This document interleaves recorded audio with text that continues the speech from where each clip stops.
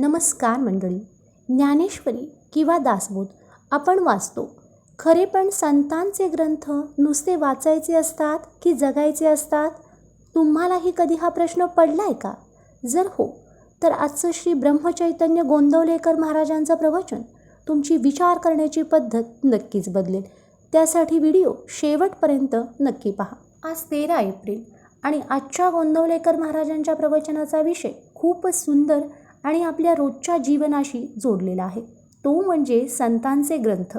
महाराज सांगतात की संतांचं ज्ञान इतकं सखोल असतं की त्यांना वेदांतांचं मर्म आपोआप कळतं.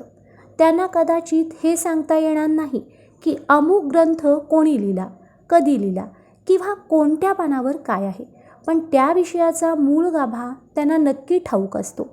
आपण पोथीतले नुसते शब्द वाचतो, पण संतांच्या कृपेविना त्यांना खरा अर्थ समजणं कठीण आहे. महाराजांनी ग्रंथ कसे वाचावेत याचं एक खूप सुंदर उदाहरण दिले. आपल्या वडिलांचं पत्र आल्यावर आपण जसं त्यातलं अक्षर आणि अक्षर जीव लावून वाचतो, अगदी तसंच ज्ञानेश्वरी किंवा दासबोध मनापासून वाचले पाहिजेत. आणि हो, एक खूप महत्त्वाची गोष्ट, ग्रंथ वाचताना आपली स्वतःची मते बाजूला ठेवावीत.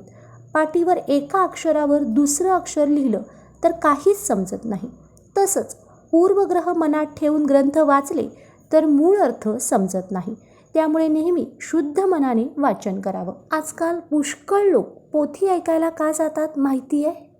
लोकांनी आपल्याला चांगलं माणूस म्हणावं म्हणून, घरात वेळ जात नाही म्हणून, किंवा काहीच काम नाही म्हणून.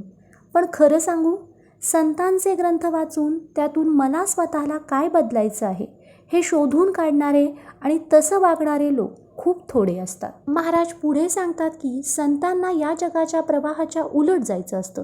ते स्वतःच्या देहाला एका सावलीप्रमाणे मानतात. सावलीला कधी दुःख होतं का? नाही ना. म्हणूनच संतांवर सुखदुःखांचा काहीच परिणाम होत नाही. आजच्या प्रवचनातून आपल्याला मिळणारा सर्वात मोठा आणि महत्त्वाचा बोध म्हणजे कोणत्याही संतांचा ग्रंथ वाचताना तो कृतीत आणण्याकरता आहे हीच भावना ठेवून नेहमी वाचावा. तुम्हाला आजचा हा विचार कसा वाटला? तुम्ही सध्या कोणता ग्रंथ वाचत आहात किंवा वाचण्याचा विचार करत आहात? कमेंट्समध्ये नक्की सांगा आणि लिहायला विसरू नका. श्रीराम जय राम जय जय राम. व्हिडिओ आवडल्यास लाईक करा आणि शेअर करा तुमच्या मित्रपरिवारासोबत. अशाच रोजच्या आध्यात्मिक विचारांसाठी पूजा अँड उद्धव ब्लॉग या चॅनलला फॉलो करायला विसरू नका. श्रीराम जय राम जय जय राम.